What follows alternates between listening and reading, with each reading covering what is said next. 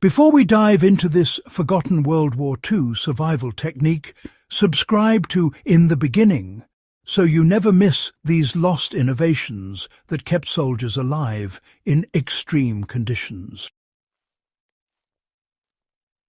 Because what you're about to learn isn't a novelty. It's a method that outperformed blankets, wool coats, and even modern sleeping bags in wet, freezing environments. For the next minute, picture soldiers bivouacking in Northern Europe. Rain and sleet soaking every layer of clothing, frost creeping into the ground, and the bitter knowledge that if warmth failed overnight, lives could be lost before dawn. Conventional insulation failed repeatedly under these conditions, but one simple, inexpensive method, a specialized wadding layer, transformed survival in ways that modern campers and survivalists would do well to understand. The principle of the World War II wadding layer begins with the problem soldiers faced. Standard blankets trap some heat but also absorb moisture from rain, sweat and snow, which drastically reduce their insulating properties. Wool, while resilient, becomes heavy and conductive when wet. Synthetic sleeping bags existed only in prototypes, leaving troops exposed. Field engineers discovered that layering certain lightweight fibrous materials between uniforms or inside shelters created a microclimate that retained warmth without relying on bulk. This wasn't guesswork. It was a systematic solution informed by observation, experimentation, and necessity. The materials used in this technique were surprisingly accessible and versatile. Soldiers collected loose cotton batting, straw, down feathers, and even shredded wool scraps, then compressed them into flat sheets or small pads. Unlike blankets, which remained bulky and limited airflow, the wadding was designed to trap air pockets while allowing moisture to escape. The key was the structure, a light, loose, fibrous layer that could be layered, folded, or tucked around the body without compressing completely. Modern insulation science confirms this principle. Heat retention relies on trapping air, not material mass.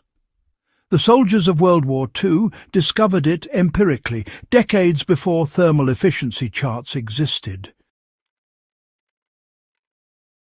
One of the most effective applications was in layering within clothing. Field reports describe soldiers sliding these wadding sheets between their uniform layers, particularly around the torso and extremities, where heat loss is most critical.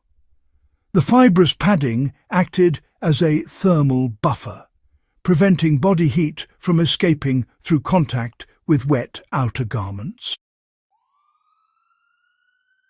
In extreme wind or sleet, the wadding maintained insulating properties even as outer layers were soaked. Soldiers noticed that while a soaked blanket became heavy and cold, the wadding retained warmth and, interestingly, dried faster after only minor exposure. For anyone dealing with cold weather survival today, replicating this method means using lightweight batting or natural fibers between base layers rather than relying solely on outer insulation. The wadding layer also transformed shelter insulation. Soldiers used it to line bunkers, tents, and makeshift dugouts. By placing a thin, fibrous sheet between the ground and sleeping mat, they significantly reduced conductive heat loss to the cold earth.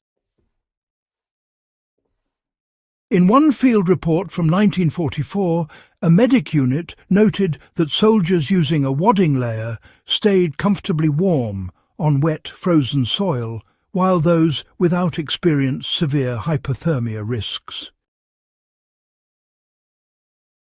Applying the same principle today, campers can use natural fibres, synthetic batting, or even shredded clothing under sleeping pads to replicate the effect.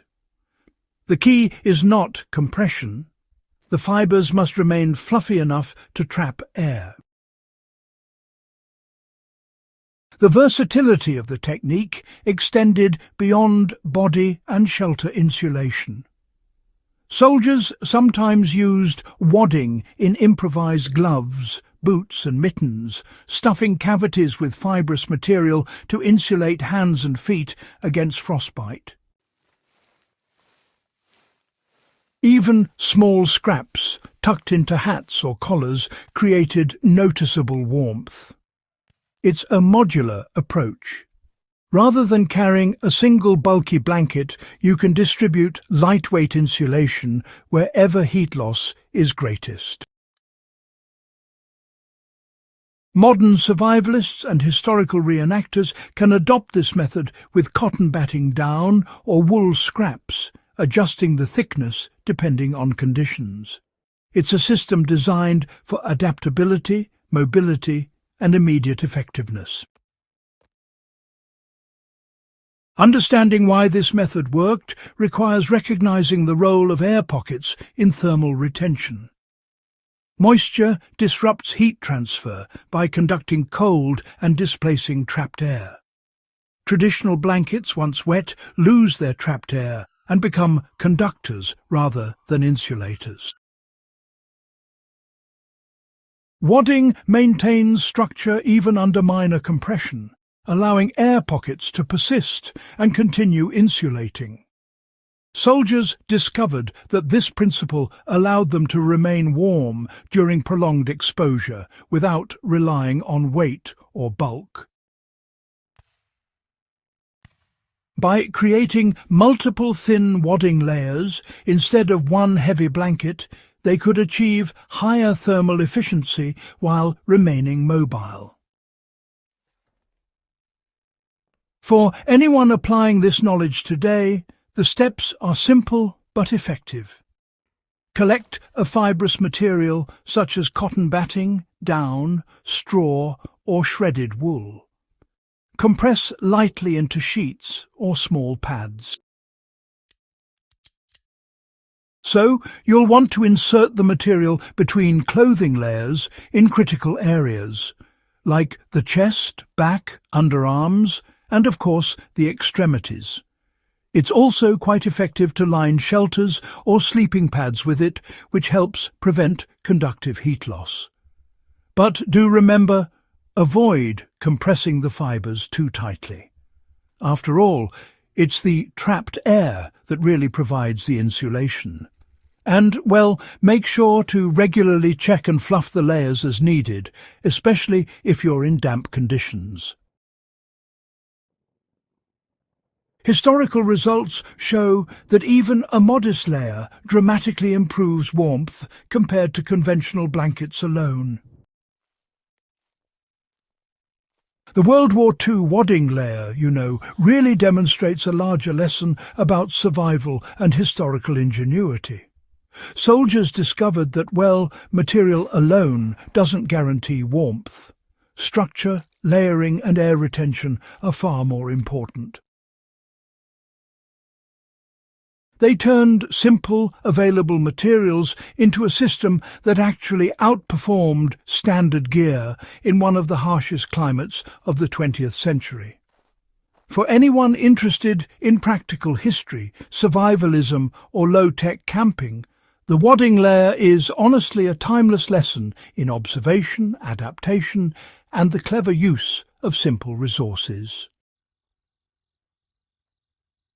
If you found this guide valuable, make sure you subscribe to In the Beginning and, share this video with fellow history enthusiasts and survivalists. Preserving and applying these forgotten techniques keeps our connection to practical knowledge alive and ensures that modern adventurers can, learn from the ingenuity that kept soldiers alive through freezing winters and extreme conditions.